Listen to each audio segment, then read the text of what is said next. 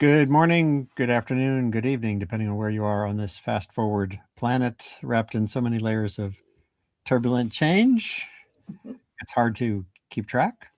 And this webcast started back in the early days of the pandemic when that was the prime focus. And then, of course, I reverted to climate change. And there's the information superstorm, which will be the focus here today, amid everything, along with geopolitics, et cetera. I'm Andy Revkin. I'm coming to you from way down east in Maine. And really glad to reconnect with Tina Kelly, who was a colleague of mine at the New York Times for quite a while and has been on her own writing books and about many things, and also on poetry, which is wonderful. And Eric Japil, who's a lawyer, who recently you were at Boston College Law School, is that right? Yeah, that's where I graduated from. Right into the pandemic. Yep. Yeah, my son, our son Jack, graduated from BU in film and TV right into the pandemic. It must have been an interesting experience. Yeah, it changed the practice of law very quickly and very sharply. Yeah, not to mention job. Well, I guess job prospects probably already are good. And you've had you together. First of all, we don't have a lot of time, but I wanted to get the origin story of this. You've come up with this concept, this proposal, and a website, and the idea is to get away from the model of tycoons owning platforms through which we all engage, to one in which the revenue that comes from the habits that we have online, many of which we're not going to get rid of. Jaron Lanier wrote a book about turning off all your social media, and I don't think that's going to happen. So what do you do with that? The eyeballs that are there, and who gets the collects the value, the monetary value, and then what do you do with that? It's a really important question. And you wrote a piece for the Philadelphia Inquirer that gets at this. And Common Loop is the proposal. So let's just get right to the genesis here. How did you meet? Why Tina and Eric are you the people with this particular journey that you've designed? And then we're going to get specifically into what you're looking for. Well, I was working on a book proposal on an organization that works with homeless people, and I was tracking and following a woman who was the head of Family Promise of Union County, who I adore and thought would make a wonderful character in the book that never happened. But I retained custody of her as a friend, and she is Eric's aunt. And so when Eric came up with the idea, there was a committee formed to brainstorm, and that's how Eric and I met. And Eric, so this initial concept came through you? Yeah, I really think the genesis was in this late winter, early spring, with the federal grant turmoil, shall we say, and right. Millions upon millions, billions of dollars of federal grants were suddenly at risk. Grants were frozen or terminated based on concepts high level related to what was framed as DEI. A lot of that disproportionately affected LGBT communities and other communities near and dear to my heart, my aunt's heart. And I was reminded a lot by, I think, what Elizabeth Warren had talked about in terms of the social contract between, all of us, but especially in this kind of framing, corporations, for-profit corporations, and us as members of this community, and our tax dollars largely going to fund them in various innumerable ways. Elizabeth Warren kind of posed the question, well, what do they owe us when we provide the tax dollars, we provide the infrastructure, we provide the education and the training and all these professionals that work at and further their profits, and what is given back to us? And so I think the question that I kind of in turn posed is, well, why is this kind of highway of commerce, that being social media, completely controlled by very few and also for-profit companies?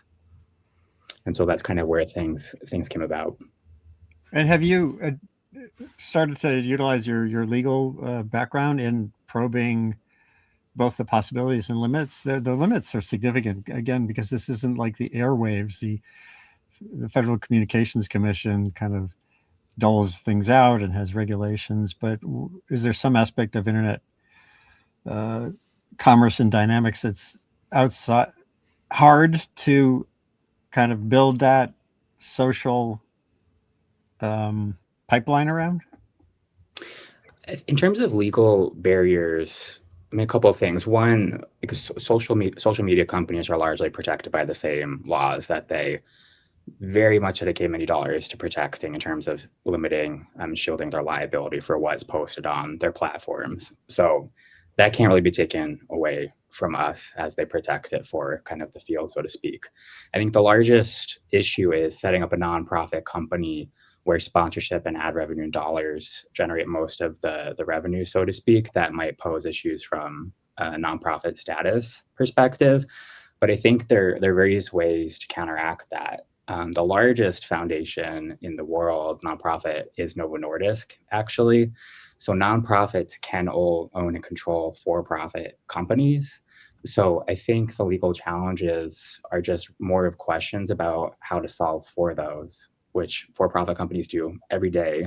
And I don't want to use the word evade, but they sleuth, shall we say, their way around or find loopholes in our legal structure in the US.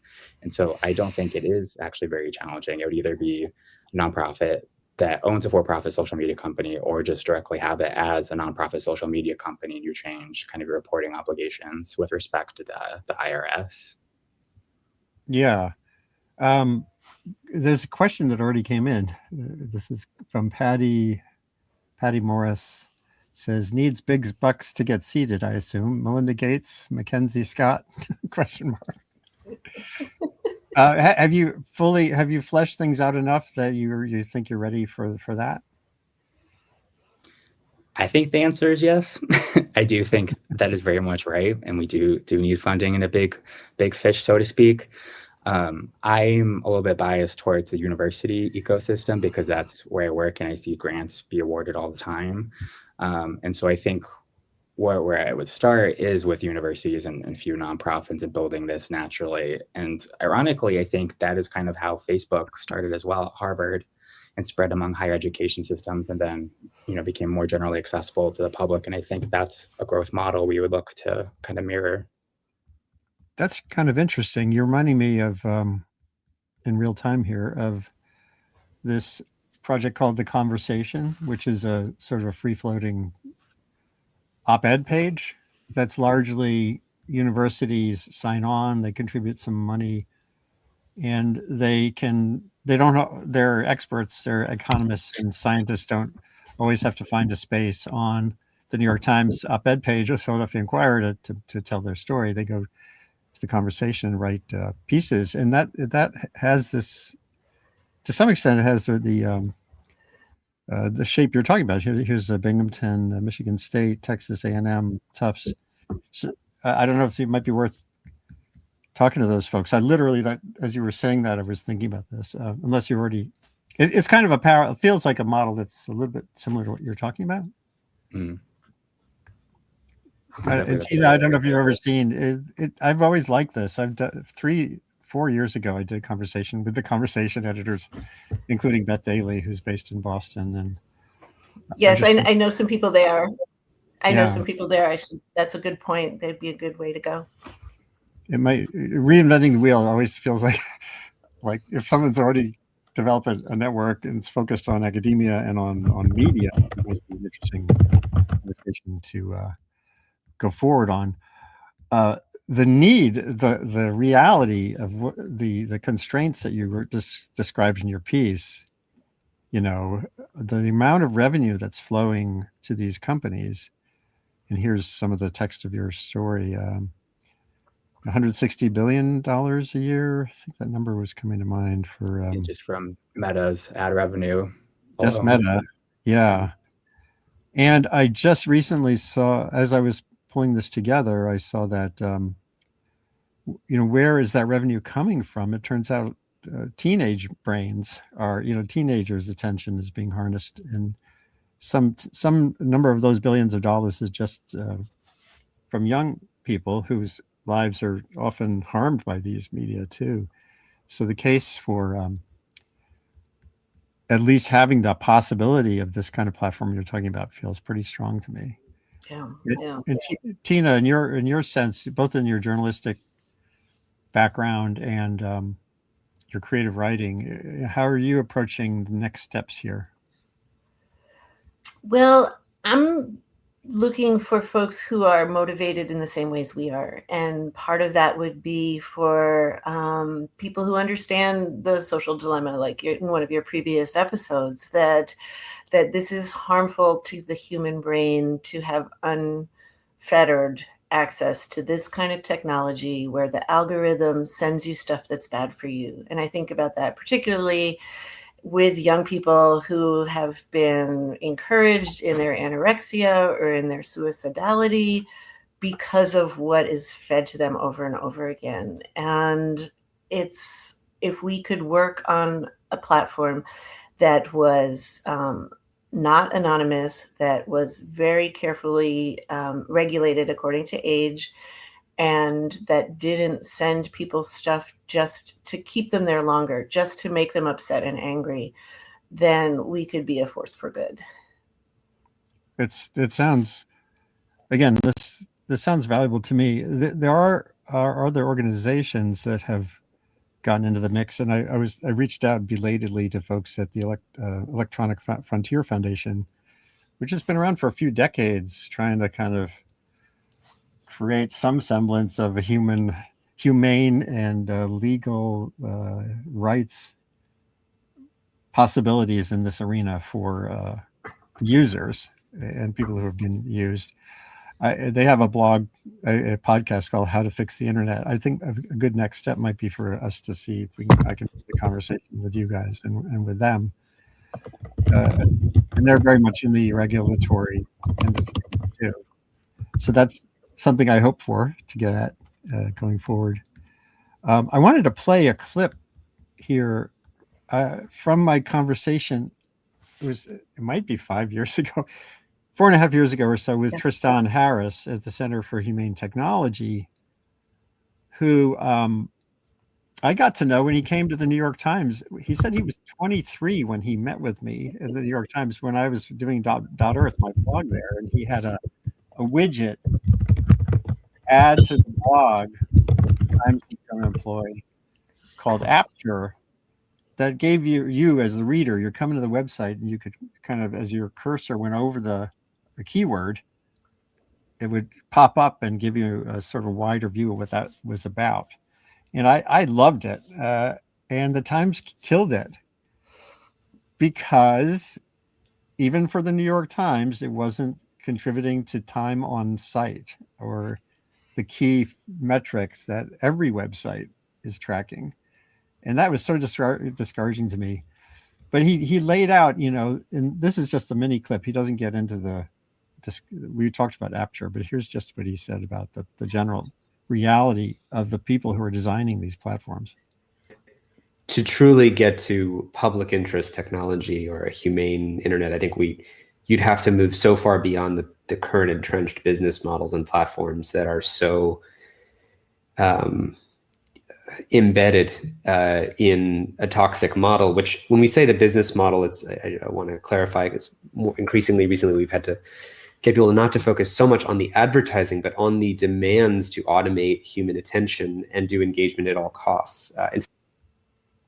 Automating human attention. Bingo. That's basically what has happened to us, and AI is making it even more powerful by the moment. We have power over that. I mean, we're talking about having voluntary time limits. And I know I need that for my Facebook habit. I know there are times when I need my little dopamine where I spend time that I don't want to have spent over looking at what people are posting. If you had an hour limit or a 4-hour limit or whatever it is, it could really be healthy. This is true. And this gets at something I've been trying to convey to people over and over again. One of the tracks of my Sustain What webcast for the last 5 years has been what I call thriving online. And part of it's about the folks designing the platforms and but a big chunk of it is on how we redesign ourselves. Try to reinvent how we relate to the screens in front of us and the keyboards in front of us. It's about an active approach to social media, as opposed to just letting the feed bathe you in whatever it's designed to bathe you in, which is mostly stuff that takes you in the wrong direction. And in all the research I did on that, I learned increasingly, as Tristan was saying there and has said before, scrolling is a design feature, and it's taking you down literally, too often to the not the productive part of how we react to information or to each other. So I guess if you could lay out, there's the technical questions, there's the legal and financial questions. Just get a little bit more back to the idea of what the next steps are for Common Loop, and we can, or who do you need to talk to? Who should be in the next broadcast? Actually, hold that thought. So that's what my question is. But there's another question that came in from Patty Morris, a writer. She says, I love the idea that you could deploy helpful and fun scrolling instead of unrealistically urging people to just not scroll. I think that's actually, where it has to go. We're not it's like with climate change, with climate technology. People are not good at less, but you can change the forward trajectory. So that maybe a quick reaction to her, and then I'll repeat my question. It's true. It's like we don't want to do what's good for us. We don't want to eat our vegetables. But if we can create technology where the end result is we're doing what's good for us, then that's ideal. Absolutely. So I guess, again, getting back to your manifesto, where do we go from here? What would be your ideal next steps? You had the Philadelphia Inquirer piece, and it's now on my blog. It's a couple other on your commonloop.org. What feels like the way to get this on a track toward actualization? Maybe Eric first.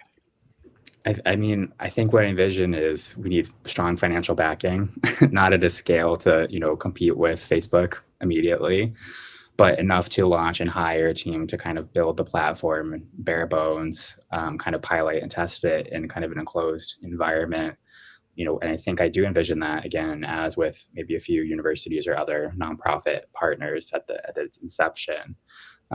Students are very, very motivated, I think, to change the world, because they're not jaded, as much jaded yet, but they have abundance of time and dedication to projects like this. So I think university system, again, it's where Facebook was born and grew. I think it is probably the way to go, but to do that, we do need funding. And Tina and I, of all the organizations we've talked to thus far, and some of them are very prominent ones, people are very enthusiastic about this approach. So I think it would be finding a donor or submitting a grant proposal to something. Andy, you mentioned the Gates Foundation.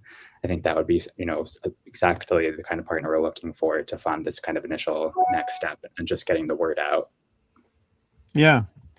Now I'm going to play red team, which is, pushback. Like I'm some investor or I'm even at a nonprofit, and I'd say there are influencers online who are already raising money, by being super popular, like Mr. Beast, who I don't pay a lot of attention to, but he's the biggest YouTube account, I think, in the world, and he does all these things. That is there a need to move beyond what that kind of thing looks like to what you're talking about? Well, it's about the revenue. It's about the revenue that aspiring trillionaires are getting when the other causes need the revenue more. And I think the end users understand that. I think advertisers understand that. I think advertisers understand that some people hate the social media that they're on, and they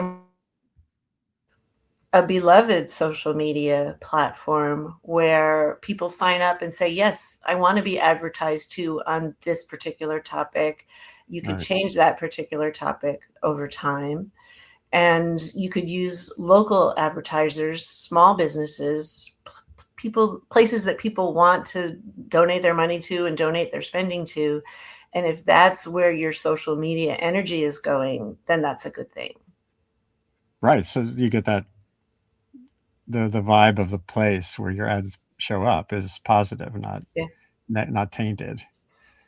Well, I really like that idea, Eric, of universities being first movers here. And maybe whether it's through the conversation portal or not, there might be a way to pull in some of the leading folks who think about this. In the other arena I'm thinking about, just as you're saying, as we've been talking, is the basic science.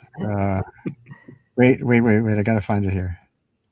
Oh no, I had a slide that is gone. Let me see. I know I've got. Oh yeah, right here. Sorry to flash so many things at you. Technology is our friend.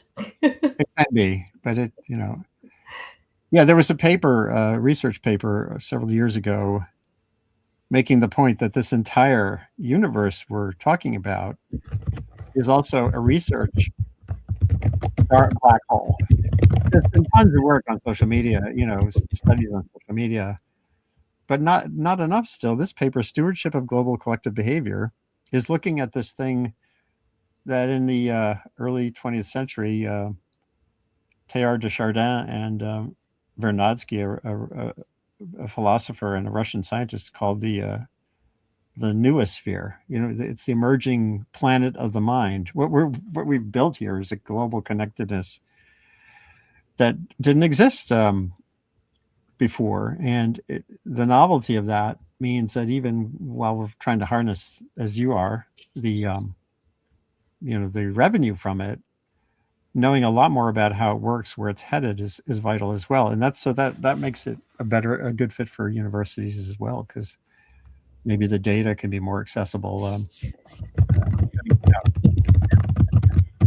They said here, our larger, more complex social networks now transfer high fidelity information over vast distances at low costs. The digital age and the rise of social media have accelerated changes to our social systems with poorly understood functional consequences. This gap in our knowledge represents a principal challenge to scientific progress, democracy, and actions to address global crises.